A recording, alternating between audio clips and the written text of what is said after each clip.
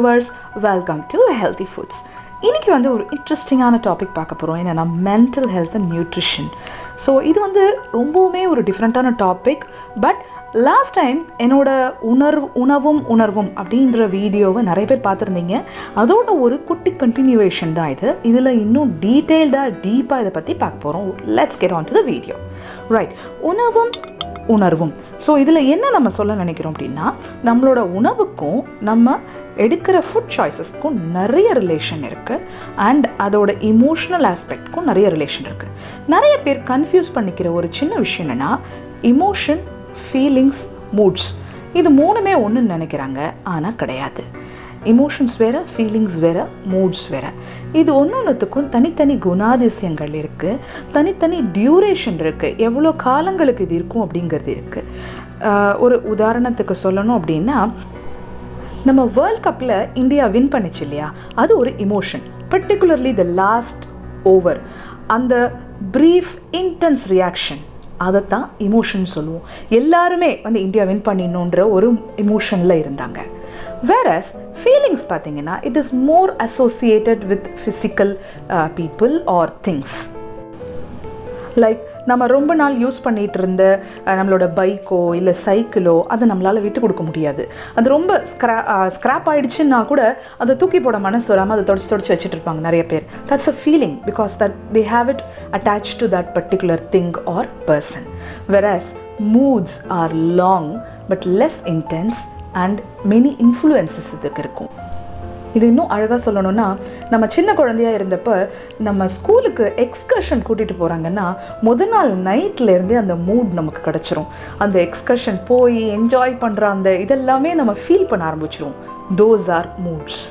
So இது எப்படி இதெல்லாம் கனெக்ட் ஆகிருக்கு அப்படின்னு பார்த்தீங்கன்னா, the feelings, emotions and modes ஒன்று தாக்கம் கொடுக்கக்கூடிய ஒரு விஷயம். இதில் பெரும்பாலும் உணவு இது மூணுத்தையும் ஆட்கொள்ளும். தட் இஸ், நம்ம ஃபுட் எடுக்கிற ஃபுட் வந்து நம்ம வயிறுக்கு போய் அந்த கட்டுங்கிற குடல் பகுதியில் ஒரு மாற்றத்தை ஏற்படுத்தும்.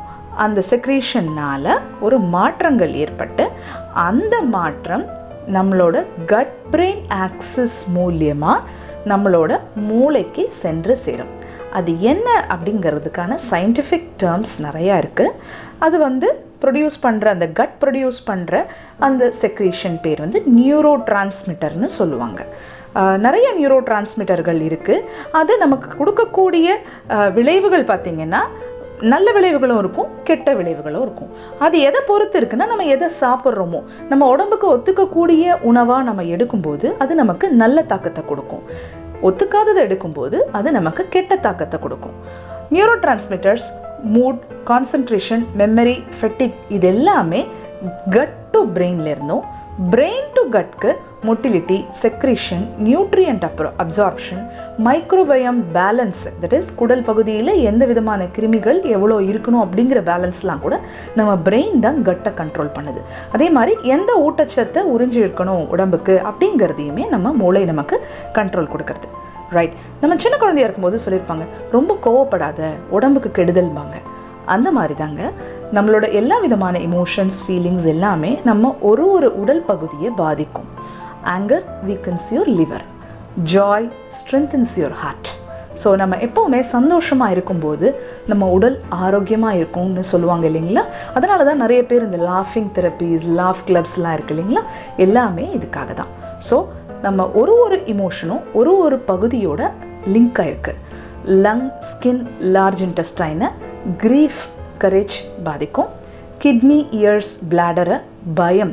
அதனால தான் குழந்தைங்களுக்கு வந்து பயம் கொடுக்காதீங்க, பேய்க்கதை சொல்லாதீங்க அப்படின்லாம் சொல்லுவாங்க இல்லையா. ஏன்னா அது ஒரு உடல் உறுப்பை பாதிக்குங்கிறதுனால தான் குழந்தைங்களுக்கு பயம் சொல்லி வளர்க்கக்கூடாது.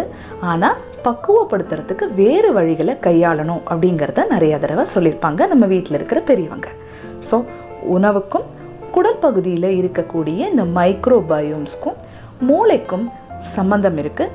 அண்ட் இது மூளை வளர்ச்சி மட்டும் இல்லாமல், உடல் வளர்ச்சி மட்டும் இல்லாமல், நம்மளோட இமோஷன்ஸ்னு சொல்லக்கூடிய மூட்ஸ்னு சொல்லக்கூடிய, ஃபீலிங்ஸ்னு சொல்லக்கூடிய 3-4 விதம். அதுலேயுமே வெரைட்டி இருக்குது பாருங்கள். Surprise, anxiety, love, depression, contempt, எந்தெந்த உறுப்புக்கு தாக்கம் கொடுக்குது அப்படிங்கிறதையும் இந்த பிக்சரில் நீங்கள் தெளிவாக பார்க்கலாம். So love through out the body, entire பாடிக்கு உங்களுக்கு சப்போர்ட் கொடுக்கும். ஸோ இந்த மாதிரியான ஒரு ஹெல்த்தி லைஃப் ஸ்டைலை நீங்களும் கடைப்பிடிக்கணும் அப்படின்னா தாராளமாக எங்களை வாட்ஸ்அப்பில் தொடர்பு கொள்ளலாம். உங்களுக்கான customised diet chart, work plan, follow up and exclusive nutritionist கிடைப்பாங்க. அண்ட் வெல்னஸை கரியராக எடுக்கணும், ஒரு செகண்ட் கரியர் உங்களுக்கு வேணும் அப்படின்னு நினைக்கிறீங்கன்னா தாராளமாக எங்களோட ஜாயின் பண்ணிக்கலாம். அண்ட் நல்லா புரிஞ்சுக்கோங்க, change begins from you. Never forget to follow us on Facebook and Instagram. So like, subscribe, comment and thanks for watching. So மேலும் இது போல் இன்ட்ரெஸ்டிங்கான வீடியோவோட உங்களை நான் அடுத்த வீடியோவில் சந்திக்கிறேன். Until then, it's me signing off and saying you bye bye.